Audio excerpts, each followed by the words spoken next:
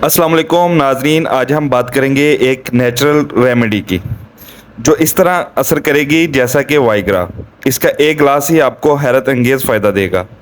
Erectile dysfunction, इस बीमारी का सबसे बड़ा मसला ये है कि ना तो लोग डॉक्टर के पास जाते हैं और ना ही इस बीमारी के बारे में बात करते हैं और ना ही इसका इलाज करते हैं, और इस तरह लोग इस बीमारी के साथ अपनी पूरी उम्र गुजार देते हैं।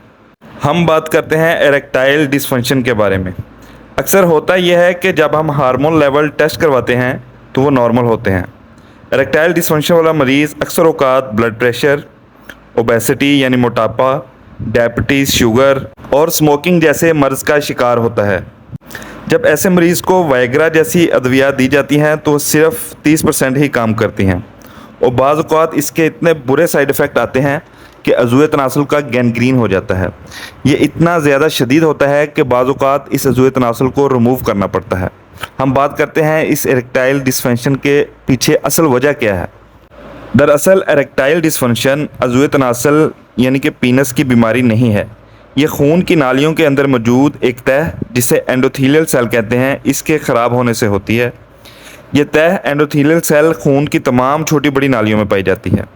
जब ये लेयर, जिसे हम एंडोथेलियल सेल्स की लेयर कहते हैं, बड़ी आर्टरीज़ में मुतासर होती है तो पेरिफेरल आर्टेरियल डिजीज़ पैदा होती है, जिसमें आपके पाँव ठंडे रहते हैं, जिस्म के निचले हिस्से और टांगों में दर्द रहता है।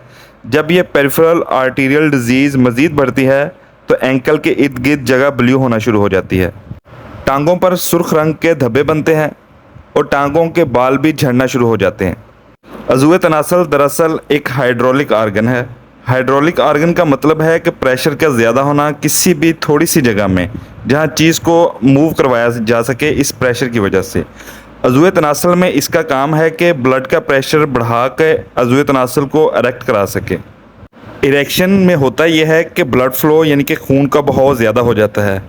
अब इस खून के बहाव को ज़्यादा करवाने के लिए हमारी जो खून की नालियाँ हैं जो कि अज़ूए तनासुल को सप्लाई करती हैं, उनकी एंडोथेलियल सेल से नाइट्रिक ऑक्साइड बनता है जो कि खून की नालियों की वेज़ोडाइलेशन करवा देता है ताकि खून का बहाव ज़्यादा हो सके। पेरिफेरल आर्टेरियल डिजीज़ जिसकी हम पहले बात कर चुके हैं, उसमें दरअसल होता क्या है कि खून की नालियों के अंदर वाली तह जिसे हम एंडोथेलियल सेल कहते हैं, जो नाइट्रिक ऑक्साइड बढ़ाकर खून के बहाव को बेहतर करती है, यही एंडोथेलियल लाइनिंग डैमेज हो जाती है जिसकी वजह से नाइट्रिक ऑक्साइड की कमी हो जाती है। वो खून की नालियों को डायलेट नहीं कर पाती और खून पूरी तरह अज़ूए तनासुल में नहीं पहुँच पाता, जिसकी वजह से एरेक्टाइल डिसफंक्शन हो जाती है। तो हमारे जिस्म में एक पेरिफेरल नर्वस सिस्टम होता है जिसके दो पार्ट होते हैं। सिंपैथेटिक नर्वस सिस्टम जो कि फाइट और फ्लाइट और स्ट्रेस वाली कंडीशन में एक्टिव होता है, और दूसरा होता है पैरासिम्पैथेटिक नर्वस सिस्टम जो कि सुकून और रेस्ट की हालत में एक्टिव होता है। अब ये इरेक्शन सिंपैथेटिक नर्वस सिस्टम यानी फाइट और फ्लाइट वाली कंडीशन या स्ट्रेस वाली कंडीशन में मुमकिन नहीं है। इसलिए जब इरेक्शन करवानी होती है तो हमारा जिस्म हमारे सिंपैथेटिक नर्वस सिस्टम यानी फाइट और फ्लाइट वाली कंडीशन को इनहिबिट करवाता है और सेम टाइम में पैरासिम्पैथेटिक नर्वस सिस्टम को एक्टिव कर रहा होता है ताकि ये स्ट्रेस को कम करके आपको रिलैक्स कर दे। इसलिए जो लोग बहुत ज़्यादा स्ट्रेस या परेशानी में रहते हैं उनमें भी एरेक्टाइल डिसफंक्शन का मसला हो जाता है, क्योंकि उनका हर वक्त फाइट और फ्लाइट मोड एक्टिव रहता है, यानी कि सिंपैथेटिक नर्वस सिस्टम एक्टिव रहता है जो कि इरेक्शन नहीं होने देता। इसके अलावा ज़्यादा age, diabetes, overweight, blood pressure, stress और एक एंजाइम PET2 फास्फोडाइएस्ट्रेस 2, ये सब एरेक्टाइल डिसफंक्शन की वजूहात हैं। अब देखिए PET2 वो एंजाइम है जहाँ पर आकर वाइग्रा एक्ट करता है और इस एंजाइम को इनहिबिट कर देता है।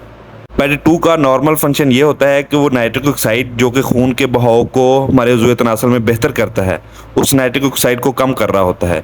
वाइग्रा आके इस एंजाइम को इनहिबिट कर देता है ताकि वो नाइट्रिक ऑक्साइड की मिकदार को कम ना कर सके और खून का बहाव बेहतर हो जाता है, इसलिए ज़्यादा अरसे तक इरेक्शन रहती है। अब बात करते हैं कि किस तरह इस खून की नाली को हील करके यानी कि वास्कुलर सिस्टम के फंक्शन को रिस्टोर किया जाए या बेहतर बनाया जाए और एरेक्टाइल डिसफंक्शन की कंडीशन को इम्प्रूव किया जा सके।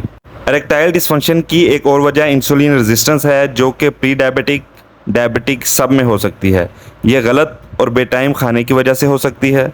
इसको कंट्रोल करने के लिए कीटो डाइट का इस्तेमाल करें। इसके अलावा जो रेमेडी मैं आपको बताने वाला हूँ वो दरअसल नाइट्रिक ऑक्साइड का लेवल बढ़ाती है ताकि खून के बहाव को बेहतर किया जा सके, बढ़ाया जा सके। नाइट्रिक ऑक्साइड जो कि वेज़ोडाइलेशन करवा के अज़ूए तनासल में खून के बहाव को बढ़ाता है। इसकी प्रोडक्शन के लिए एक अमीनो एसिड सिट्रोलिन की ज़रूरत होती है और सिट्रोलिन वाटरमेलन यानी कि तरबूज में सबसे ज़्यादा पाया जाता है। लेकिन तरबूज में शुगर भी बहुत ज़्यादा होती है। अगर आप कीटो डाइट पे हैं तो इसका जूस बना लें और इसे छान लें और इसका 1 कप डेली इस्तेमाल करें। इसके अलावा चुकंदर, रेड बीट भी नाइट्रिक ऑक्साइड बनाने में मदद करती है। इसका भी जूस बना लें और 1 कप पिएं।